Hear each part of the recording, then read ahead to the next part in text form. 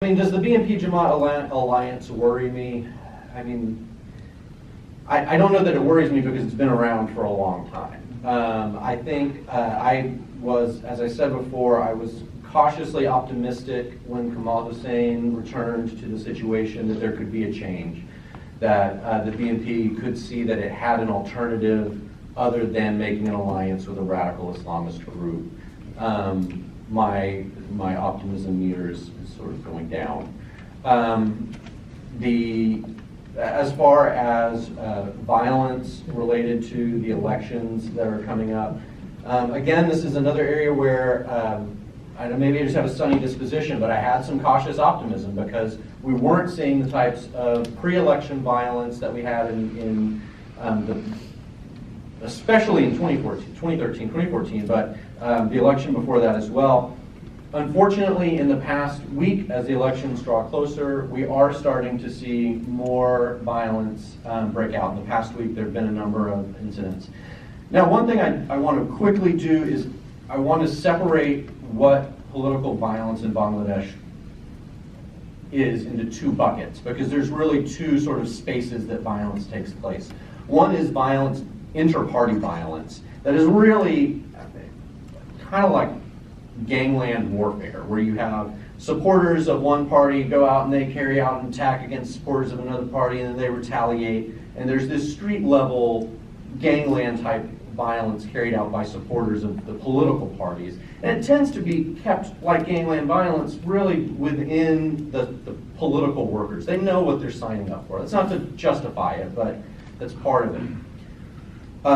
At Liberty South Asia, one of the things that we have been really worried about was what we saw a lot of, especially in 2014, and I talked a little bit about this, is the attacks against religious minorities, particularly carried out by Jamaat-e-Islami, with the purpose of suppressing the vote of religious minorities in Bangladesh, Hindus, Christians, Buddhists, because these communities tend to vote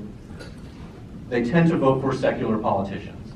And as long as the Jamaat-e-Islami has an alliance with the BNP, then a lot of these religious minorities are concerned about whether or not the BNP can represent their interests in power. So they tend to vote for the Awami League. The Jamaat-e-Islami wants to stop them from voting.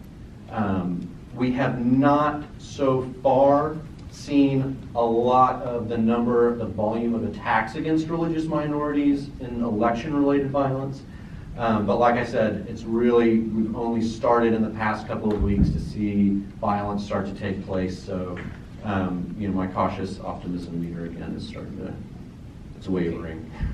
Sam, do you have any comments on this point? Yeah, just the one. I mean, any alliance with Jamaat worries me. So it's not the BNP in particular that worries me as a Jamaat partner. It's that anyone would assume Jamaat makes a suitable partner, given its long history of violence and the fact it is a theocratic organization. I will say, I think it's important to note, however, that while there are certainly factions within the BNP who do not warmly endorse this cozying up to the Islamists, the BNP's behavior has been enough for Western governments to speak out in concern. And a few years ago, I think during an immigration case, the Department for Homeland Security did argue at one point in a court case, which they ultimately lost, that the BNP was effectively a terrorist organization because of its involvement with more violent Islamist types. And I believe under Trudeau, the Canadian government made an even stronger statement at one point. So for the BNP's own sake, they can see what hanging around with these jihadists and Islamists does to their reputation. Can I add one thing?